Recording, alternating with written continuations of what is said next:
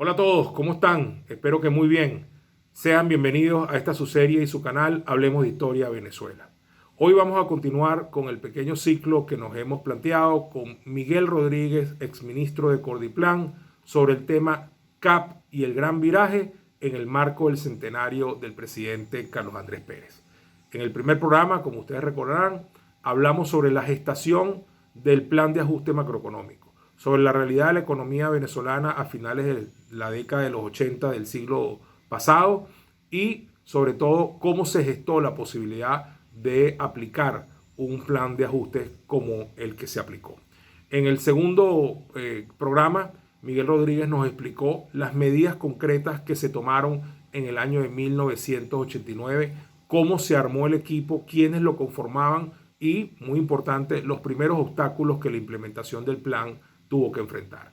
Ahora, en este tercer programa, Miguel Rodríguez nos explica, para cerrar, cuáles fueron los resultados en el corto plazo del mismo y cómo pudo haber sido la Venezuela que surgiera de ese ajuste si se hubiera mantenido en el tiempo. Dejemos entonces que sea Miguel Rodríguez, el ministro Cordiplan, quien nos relate todos estos asuntos y podamos entrar con él en el análisis. Muchas gracias. Entonces, yo te quiero pedir que hagamos un balance general de los resultados macroeconómicos que hubo, porque obviamente no fue solamente la CATV lo que se privatizó, se privatizaron muchas empresas. Obviamente la reforma que se hizo a nivel macroeconómico generó unos resultados evidentes que están a la vista, quedaron para los registros históricos de crecimiento económico, etcétera. O sea, Venezuela hubiera cambiado definitivamente si el programa no hubiera sido saboteado como fue saboteado y como mucha gente se empeñó en echar al suelo. Entonces, yo te pido que le dediquemos los próximos 10 minutos a hacer un balance general de esos resultados y que nos dé chance de hacer unas par de reflexiones finales. Yo, por ejemplo, te tengo una pregunta que me parece importante porque yo me acuerdo de aquel debate del neoliberalismo y mucha gente decía, no, pero si esto no es neoliberalismo, incluso muchos decían, aquí hay más bien un neo-keynesianismo, fíjense que hay una fuerte inversión pública para el desarrollo social. Y yo te preguntaría, Miguel, ¿no será que era ni lo uno ni lo otro, sino todo lo contrario, como decía el personaje que estamos homenajeando? Ahí No, te no, dejo no, ese no, pregunta. no, no, no, esto era un programa keynesiano. Ah, ok, Esto no bueno. tenía nada de neoliberal, síntesis neoclásica pura. Keynes, Muy desde bien. el punto de vista de manejo de la política Bueno, económica. maravilloso que lo digas con Desde el punto ese de vista, ímpetu. desde el punto de vista de las políticas del desarrollo, que es otra cosa distinta. Una cosa Claro, es la teoría general del manejo de la macroeconomía, que tiene que hacerlo apropiado para que no tengas inflación, o sea, el control del déficit correcto, fiscal, tener correcto. buen financiamiento externo, no puede caer, tiene que, en un país petrolero, tiene que aumentar la producción petrolera, tienes que crear un fondo de estabilización macroeconómica que lo metimos en el Congreso en el año 91, ¿verdad? Porque tienes que esterilizar el aumento de precios, porque si no eso se te va en sobrevaluación de la moneda y en fuego de capitales, como le pasó a Luis Herrera, ¿verdad? Tú tienes que hacer todas esas cosas. La reforma financiera que le presentamos al Congreso en el año 91 era la mejor del mundo. Así la bautizó Candesú. La mejor reforma financiera que se está planteando en el mundo en este momento la está planteando el gobierno de Venezuela, ¿verdad? ¿Entiendes? Ahí estaba todo, la reforma a la ley de banco, reforma a la ley del Banco Central, del FOGADE, de la superintendencia de bancos, el acomodo del capital de los bancos, los coeficientes de Basilea, todo estaba ahí. La reforma tributaria, la reforma comercial avanzando, lamentablemente, como te dije. Ahora, los resultados fueron extraordinarios. El país se disparó como un cohete a partir del año 90. ¿Entiendes? Creció 7% en el año 90 y en el año 91 creció 10%. Venezuela fue el país de más alto crecimiento en el mundo en el año 91 por encima de China. ¿Entiendes? Las proyecciones del Fondo Monetario es que el crecimiento en los 22 y 93 iba a estar en el 12 y el 13%. ¿Entiendes? Estamos embalados con un programa petrolero extraordinario con Andrés Sosa Pietri y PDVSA, ¿verdad? El programa de privatizaciones, las inversiones masivas que iba a hacer todas estas compañías, la GTI, la AT&T, todas las compañías que estaban interesadas en Venezuela. Maiquetía y Caracas se iban a convertir en el hub de América Latina. Teníamos un inmenso proyecto turístico, así como el que se montó en Cancún, en México, ¿verdad? Es más, teníamos dos, uno para Paraguaná y otro para el estado Sucre. Alcoa iba a montar una reductora de 300.000 toneladas de aluminio en el estado Sucre. Lo único que nos pidió es que le pusiéramos la troncal de transmisión desde Guri, ¿verdad? Que iba a ser extraordinario porque tú ibas a sacar un poco la cosa de Guayana y darle a un estado pobre como el estado Sucre una gran empresa. Entonces el país estaba embalado en un gran programa de desarrollo. Ese es el programa de desarrollo más importante de la historia de Venezuela, el gran viraje del segundo gobierno de Carlos Andrés Pérez.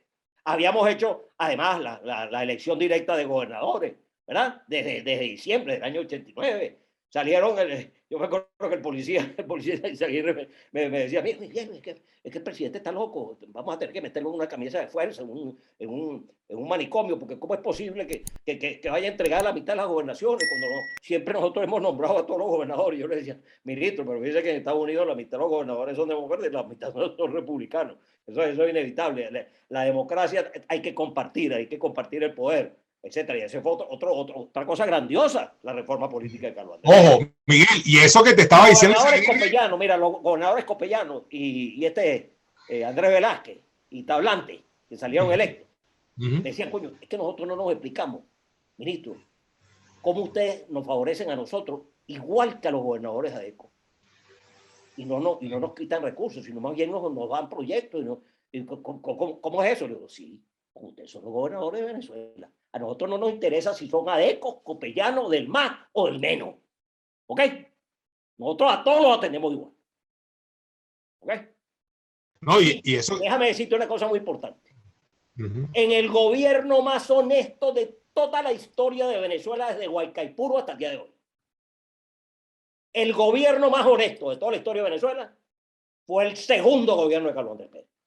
Por eso yo siempre orgullosamente digo que yo contribuí a la reconciliación política y afectiva de Luis Piñero Ordaz con Carlos Andrés Pérez. Porque Luis Piñero, que era un hombre de inteligencia, un gran político, me decía, ministro, este es el programa. Este es el antídoto contra la corrupción. La eliminación de RECADI, la eliminación de la discrecionalidad en el Ministerio de Fomento, hacer todas las cosas por licitación como ustedes las han hecho, ¿verdad? De manera absolutamente impecable. Y todos, no hay un solo acto. Yo reto a cualquier venezolano que me mencione un solo acto de corrupción administrativa que tenga que ver con el gabinete y el gobierno central de Carlos Andrés Pérez. No respondo por el Ministerio de la Defensa ni cosas que no estaban bajo mi auditoría, ¿verdad? Pero ese gobierno fue el gobierno más honesto de toda la historia de Venezuela. Ni siquiera, bueno. Muy importante que lo diga. El 4 de febrero, la barbaridad del 4 de febrero, llega Caldera y justifica ese golpe de Estado el día siguiente en el Congreso, ¿verdad? Y se le monta un intento de golpe que Carlos Andrés controló en 4 horas, para que sepa. ¿Ok? Porque estos bichos, además de traidores, eran unos cobardes. Eso hay que tenerlo claro. Chávez era un mamarracho. ¿Ok? Y todos estos bichos no sabían lo que estaban haciendo. Lo que querían era apoderarse del poder en Venezuela y hacer la vaina que han hecho en estos últimos 20 y pico de años, que empezaron con los 5 años de Caldera, por cierto. Porque los que dan el golpe de Estado son precisamente Caldera y, hay que decirlo así con lástima, Acción Democrática. Porque sin Acción Democrática Carlos Andrés Pérez no cae. ¿Ok? Ese es el gran error histórico de Venezuela y eso lo estamos pagando hasta el día de hoy. Han ocurrido cosas parecidas al pasado, pero inclusive peores. En términos de corrupción administrativa abierta, de esa mataraca, cómo destruyeron a la segunda empresa petrolera más importante del mundo, ¿verdad? Todo lo que ha ocurrido pues, en Venezuela en todos estos años. Solo arranca Caldera en su gobierno. ¿Ok?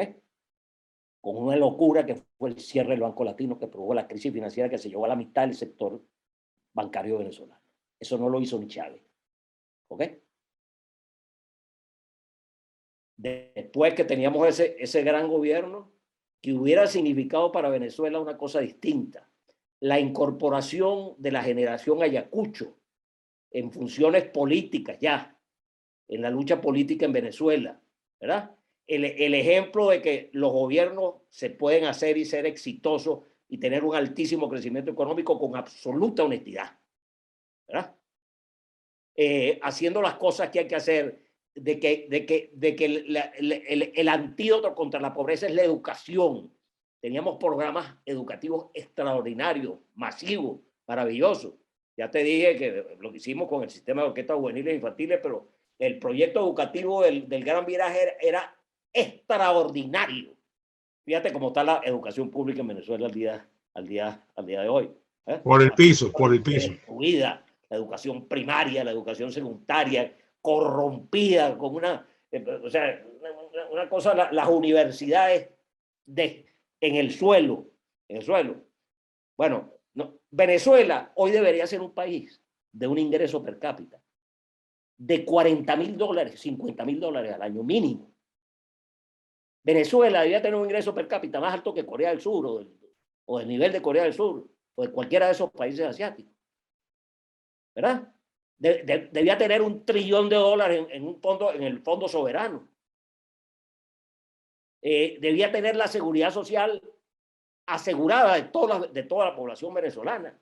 Grandes proyectos de desarrollo en todas las áreas.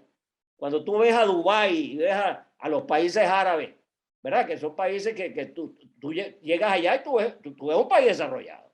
Un país desarrollado. Bueno, eso es lo que debe hacer Venezuela. Dubái debíamos tener una en Falcón y otra en el Estado Sur, ¿verdad? Debíamos tener una agricultura pujante, exportadora, ¿verdad? Una industria manufacturera también de exportación tremenda, originada en las inmensas riquezas que tiene Venezuela de todo tipo, no solamente petróleo, sino yo fui director de una empresa canadiense de oro y le pregunto al supermachete ahí, al Chief Operating Officer de la empresa, que es uno de los grandes del oro en el mundo. Le dije, mira, Ati, ¿cuáles son los países que tienen más reservas de oro en el mundo?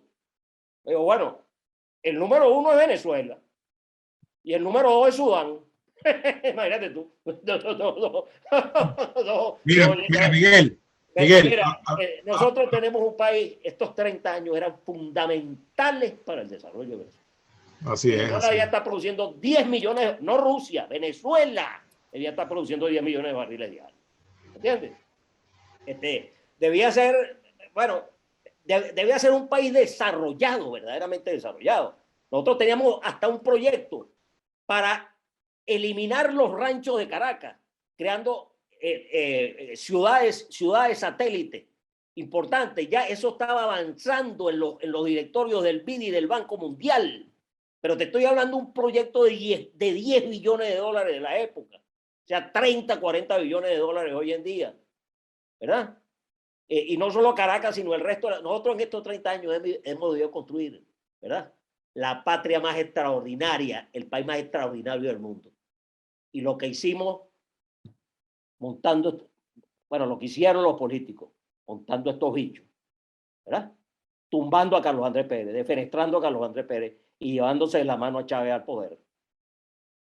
Pero hay que aclarar que no solo fueron los políticos, ¿ok? A nosotros nos sabotearon todos los intereses creados del modelo anterior, que se enriquecían con Recadi, que se enriquecían con las monedas sobrevaluadas, que se enriquecían con toda la superprotección del Ministerio de Fomento, de la política comercial, ¿verdad? Y además las rencillas entre el propio sector privado. A nosotros nos destruyeron, ¿verdad?, uno de los medios de comunicación. No lo voy a nombrar aquí porque ya lo he nombrado varias veces, ¿verdad? Nos montó hasta la telenovela esa Por estas calles, ¿tú te acuerdas? Porque decía que Carlos Andrés Pérez, que eso que tenía montado, que lo monté yo con los mejores tipos de Venezuela, con Herbert Torres, con Roberto Emí, con Martínez Mótola, ¿verdad? Y que era una cosa impecable, que eso era falso, que Carlos Andrés al final iba a desmontar ese parapeto y le iba a regalar la CanTV a Gustavo Cisneros. ¿Te acuerdas que Gustavo Cisneros estaba en el otro consorcio con Belcana? Pero yo le decía, bueno, tú te vas a arrepentir de lo que estás haciendo, le dije a Marcelo. Te vas a arrepentir de lo que estás haciendo. Porque ahí va a ganar el que ponga el cheque más alto. Los dos consorcios son buenos. Técnicamente, altísimamente calificados. ¿Ok? Pero ahí gana el que ponga el cheque más grande. Y de hecho ganó el otro. Bueno, le sacó $700 millones. Así es, así es. Miguel, nos quedan 4 minutos. Y entonces yo no quiero perder la oportunidad para cerrar el programa como hay que cerrarlo, ¿ok? Primero que nada, diciéndote que estoy sumamente agradecido y complacido de esta conversación. Estoy seguro que la gente lo va a valorar y disfrutar mucho. Creo además que le hemos hecho un gran homenaje al presidente Pérez con este intercambio.